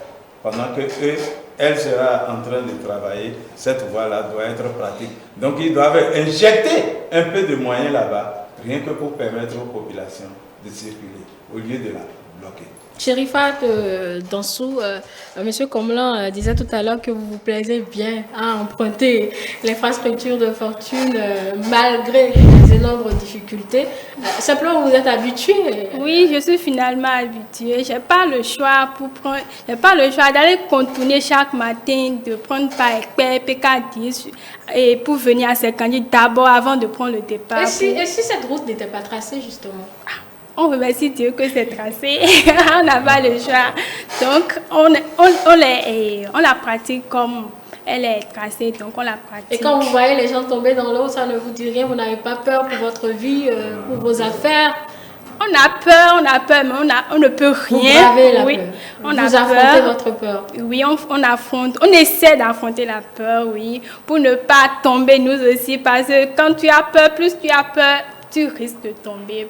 Il faut être courageux, vraiment courageux pour emprunter cette voie. Marouf Abiola Boussari, vous qui avez pu interroger le chef d'arrondissement d'Aglan-Gandan par rapport aux différentes préoccupations de nos riverains, qu'est-ce qu'il en a dit? Oui, c'est de prendre patience et que le projet PAVIC qui est en pleine réalisation déjà et les sites pour la réalisation du pont ont été remis en décembre dernier, en décembre 2021. Ce qui est à faire, c'est de prendre patience. Et comme M. Comlan l'a dit, il faut veiller et regarder à ce que ce projet, ce site-là, à ce que ceux-là qui doivent construire ce pont-là puissent réaliser ce pont dans un bref délai. Parce qu'effectivement, moi, je me suis amusé à traverser, à parcourir plus de 300 mètres. Ce pont-là, c'est pas mal, hein, c'est quand même long, 300 mètres de marche. Et je vous dis, même en marchant, vous avez peur. Parce que les bois qui sont disposés ne tiennent plus. Et il y a des trous entre ces bois-là, et à chaque faux pas, vous pouvez vous retrouver dans l'eau. Et c'est vraiment écœurant lorsque vous voyez des bonnes dames qui reviennent du marché et qui doivent prendre par ce pont-là. Et d'autres, avec leur moto, j'ai vu quand j'étais là-bas, une dame qui était sur sa moto, moto-dame, et dont les chaussures sont tombées dans l'eau. Elle n'a pas pu prendre ça. C'est un autre homme qui est venu maintenant, qui est tombé dans l'eau, pour lui retirer la chaussure et lui a amené ça. Je pense que c'est un grand risque que prennent les populations de Chonvi pour se déplacer. Parce que vous voyez, comme M. Comlan l'a dit, c'est économique. Lorsque vous devez parcourir 1 kilomètre et que vous devez aller faire 13 kilomètres pour rejoindre le même lieu, c'est écœurant pour un village. Le village, vous-même, vous savez ce que c'est. Donc l'essentiel à faire, c'est de faire en sorte que réellement ce projet-là soit réalisé et que la construction de ce pont-là soit faite pour que les populations ne puissent pas se gêner. Mais ce qui est important également de notifier, c'est l'arrêté du maire. Il ne faut pas dire que le maire, il ne faut peut-être pas dire que le maire a mal agi, parce que lui, il a le devoir également de protéger les gens. Donc il est de son devoir de voir qu'il y a des dégâts là. Donc il est important de prendre un arrêté pour dire ne passez plus par là. Il y va de votre sécurité. Mais d'un autre côté, il faut regarder également qu'est-ce qu'il faut faire, parce que c'est quand même économique. Est-ce qu'ils ont tous les moyens pour aller contourner et passer par le pont-péage, tout ça là. Et si vous devez marcher, vous n'avez pas un moyen de transport, parcourir toute cette distance pour rejoindre le même lieu, je pense qu'il est important que les autorités que nous avons quand même essayé de rejoindre, qui n'ont pas pu être présentes sur ce plateau, puissent entendre et faire en sorte que cette construction soit réalisée dans les plus brefs délais. C'est le Bénin également qui en sont compte. Quand vous dites qu'ils n'ont pas pu, vous les dédommager, ils n'ont pas voulu, puisqu'ils ont donné leur accord de principe et ne sont pas arrivés. Donc voilà, il faut le dire clairement aux téléspectateurs. Et on espère, je profite également à votre suite, je profite pour dire, on espère qu'ils vont accepter prochainement, ils pourront apporter beaucoup plus d'éclairage. Mais pour le moment, ils n'ont pas voulu. Dernière question à vous, peut-être M. Comlan et M. Ayonou Valentin. Vous avez tous les deux dit que, eh bien, il y a un entretien. Pourquoi elle fait cet entretien-là? Très rapidement, parce que nous n'avons plus de temps. Oui. Oui, on va commencer par, d'accord, M. Comlan? De quoi elle fait cet entretien? Qui prend la parole de vous? Parce que vous lancez. Si vous ne voulez pas répondre à la question, je vais devoir conclure cette émission. Madame, il faut en parler. Je pense que nous sommes ici et que même la population de Chonvi est en train de suivre le débat. Et moi, du haut de cette tribune, j'ai le devoir de remercier ceux qui font ce travail-là au quotidien et qui permettent à notre population laborieuse de continuer de pratiquer cette voie-là, qui est une voie de soulagement. En quoi ça consiste? Il y a des braves valides qui se promènent de brousse en brousse pour chercher du bois, ou bien ils vont de maison en maison chercher des aides. On les aide financièrement, ou bien avec du matériel, c'est surtout le bois. Ils arrivent et ils se travaillent comme des menuisiers pour que le pont en bois continue de résister. C'est ça, et c'est en cela qu'il y a entretien au quotidien. D'accord. Merci beaucoup à vous, Monsieur Élie Comlan. Je rappelle que vous êtes riverain de Chonvi, pareil pour Monsieur Ayonou Valentin, et également pour Chérifat Dansou. Vous êtes tous des riverains de Chonvi. Excusez-moi, je vous permets de le dire, ce mot de fin très rapidement, Monsieur Comlan. Voilà, Madame, je tiens une fois encore à remercier votre station de ce débat organisé. Et il serait un peu malséant si nous ne remercions pas tous ceux qui ont participé à l'aboutissement de la mise en place du fonds FADEC et du fonds PAVIC. Et cela, ça passe par le gouvernement. En place, les ministères de l'environnement, les TP, du cadre de vie, surtout, ça passe par l'Assemblée, la 7e législature qui a eu à ratifier les fonds, et ça passe aussi par la mairie de Sémékoudi qui a suivi vraiment ce travail de recasement sans lequel le projet ne pourrait jamais prendre place. Voilà. Parce que les bailleurs de fonds ont des exigences. Ils n'ont pas voulu que les populations soient bousculées. Vous faites bien de parler d'exigences. Nous avons aussi des exigences, Monsieur Comblan. Merci d'avoir répondu à notre invitation. Merci, mesdames et messieurs, de nous avoir suivis. Je m'en voudrais de ne pas vous rappeler que cette émission est la vôtre. Si vous avez des préoccupations dans vos différentes localités, appelez le numéro qui est sur votre écran. Donnez-nous ces informations et nous ferons le plaisir d'appeler les autorités compétentes sur votre préoccupation sur cette émission. Merci de nous avoir suivis.